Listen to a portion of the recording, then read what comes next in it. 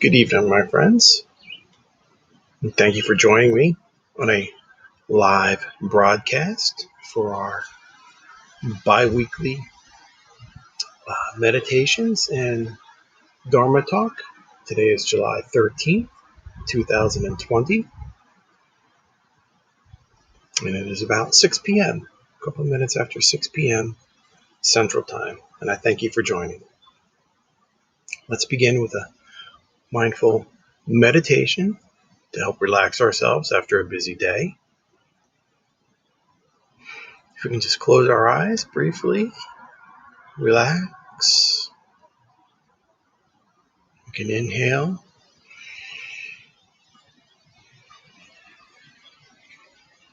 Slowly let our breath out.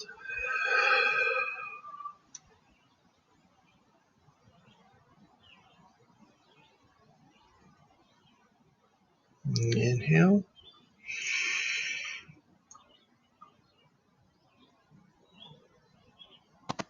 Slowly let our breath out.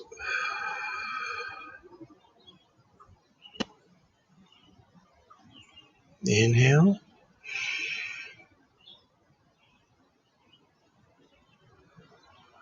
And exhale.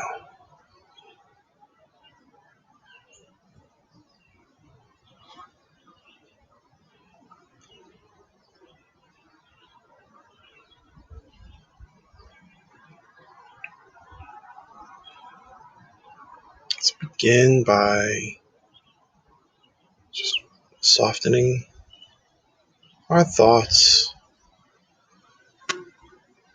and our body.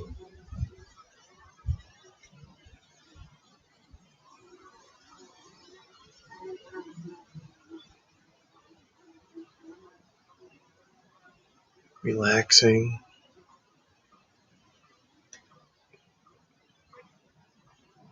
our necks,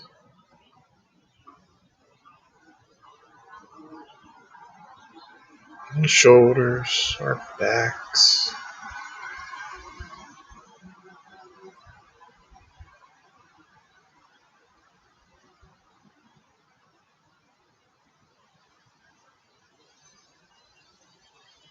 Softening down through our bodies continuously.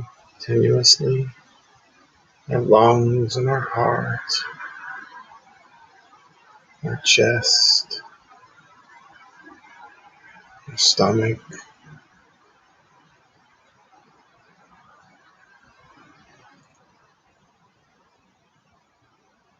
Letting thoughts occur naturally, just being aware of them.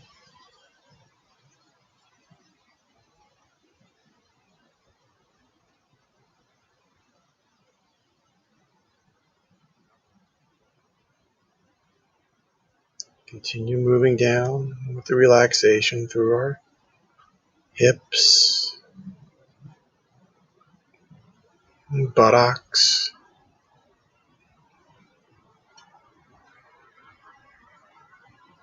Move down our shoulders, our arms and elbows,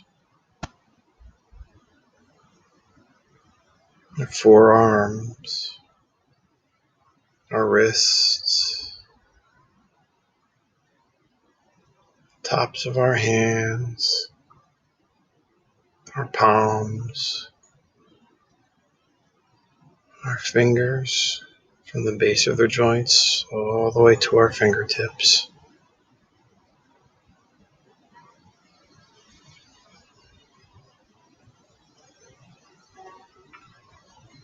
Moving down again from our buttocks to our thighs,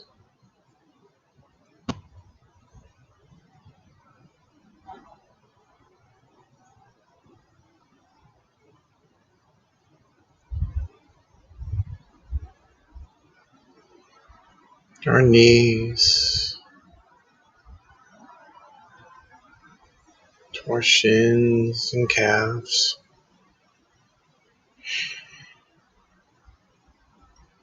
our ankles,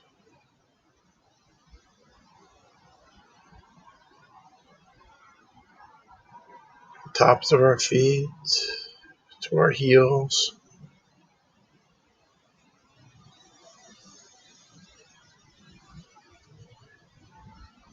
to the balls of our toes, balls of our feet, to the joints of our toes, to the front of our toes,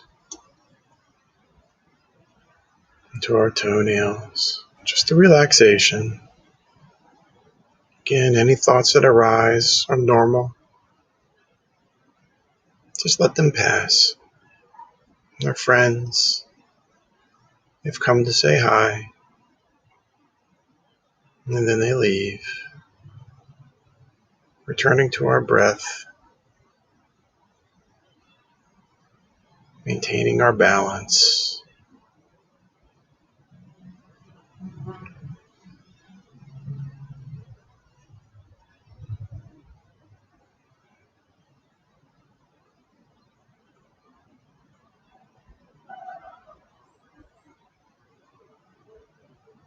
While we're sitting here,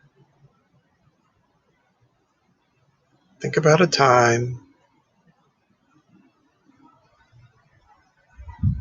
when you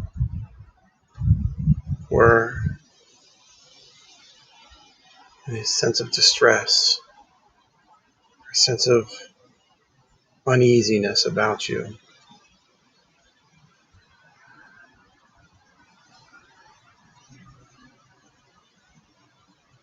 Think about the suffering that caused.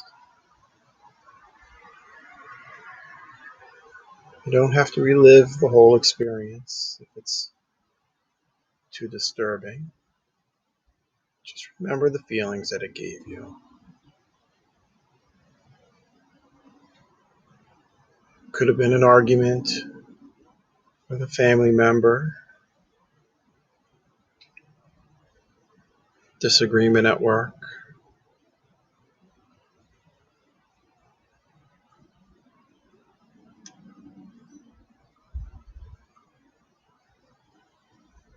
any range of topics.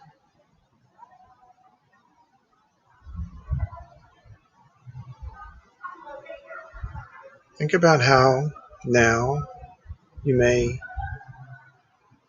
react differently now that you've been practicing mindfulness. We know those sensations and those feelings are temporary.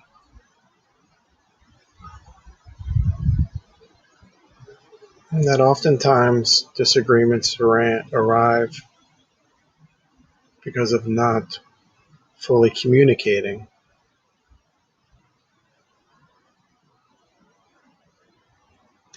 And not listening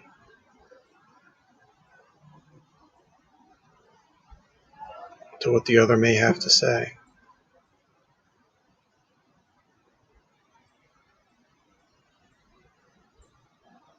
Think about how being mindful in those situations now, when they're presented, can help you navigate with a sense of calm, a sense of peace, and loving kindness toward yourself and towards the other person.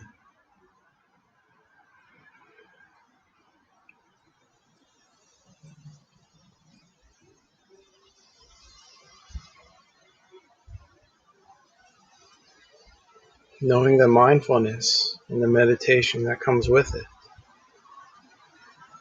is a tool that we can use to guide us in all of our activities, all of our daily actions, internally with our thoughts,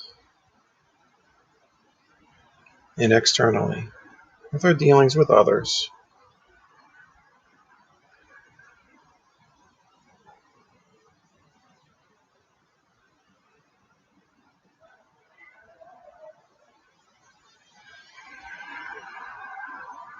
And breathe in,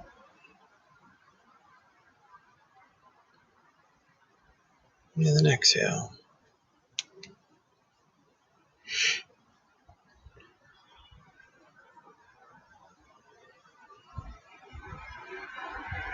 Slowly awaken. Bring ourselves back into the present moment and open our eyes. Thank you.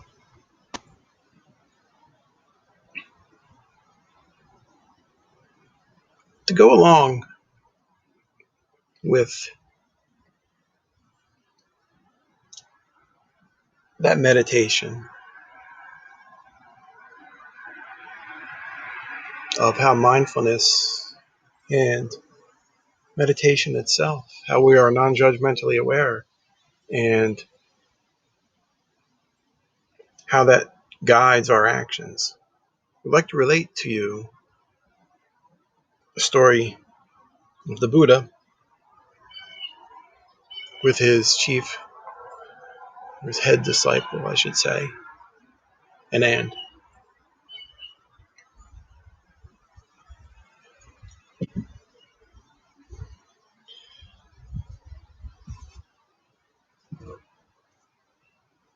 During that time, when the Buddha was around, 2,500 years ago, and even since after that,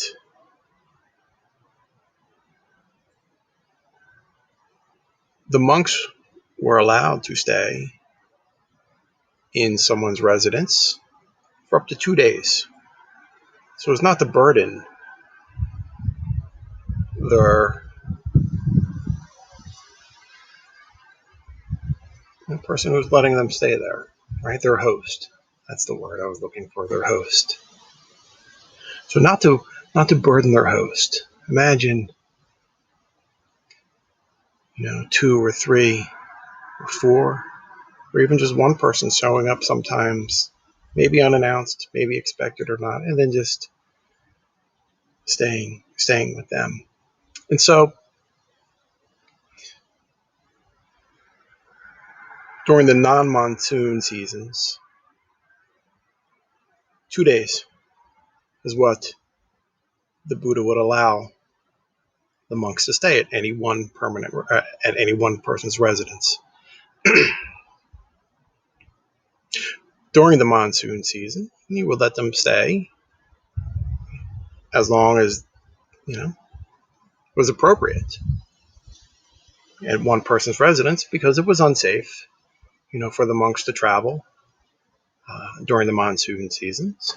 All the wind and the rains and dangerous swampland, and be too dangerous for them to travel from one place to another, from one residence to another. So he would let them stay at one place for that duration. A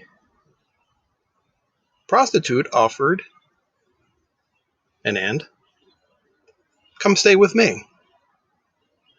You can stay with me. He was kind of taken aback, wasn't sure what to say. He was, kind of shocked, didn't know what to do. So he met with the Buddha and asked him his advice. I have a prostitute. She wants me to stay with her during the monsoons. And the Buddha said, so what's the problem? Well, go stay. We don't judge someone by their actions. And besides, if her path is more powerful than mine, then I will go follow her. Because that was the way of enlightenment, or the way to enlightenment. His Buddha's way is the more powerful way. And if her way is more powerful, then I will follow her. So that answered his question. He went to stay with her during the monsoon. So he arrives and is graciously accepted into the home, and One of the times, one of the nights that he was there, she offers him. It was chilly. It's chilly during the monsoon seasons with all the cold and the wind and the rain, and she offers him a nice silken blanket or robes to wear, to cover up, to keep warm with, and he gladly accepts. And he, is all nice and warm. He's like, "Oh, all right, nice and warm in here." He's very thankful. She was very generous in that respect. Another night, she's dancing all sultry and trying to get his attention, but Anand, being the devout monk that he is, just sat there in meditation, knowing that his path and the way that he chosen is right for him. The mindfulness, the meditations, the way to enlightenment was the way for him. So several nights of situations like this occurred. When the monsoon seasons were over, Anand comes back. Shaved head, robes, and everything. Buddha asks how'd it go. He's like, it went very well. And in tow behind him was a fresh new monk. She followed his way, because his way, Buddha's way, was the way to enlightenment. So when we know the way to represent that story or to present that story is that when we offer the example to others, that can give them hope. That can give them guidance and direction sometimes, if they're open to that experience. And so mindfulness, the non-judgmental awareness of our surroundings and of ourselves, of our thoughts, our thought formations, our emotions, our feelings, all of our sensory inputs, our smells, being aware of all of those can help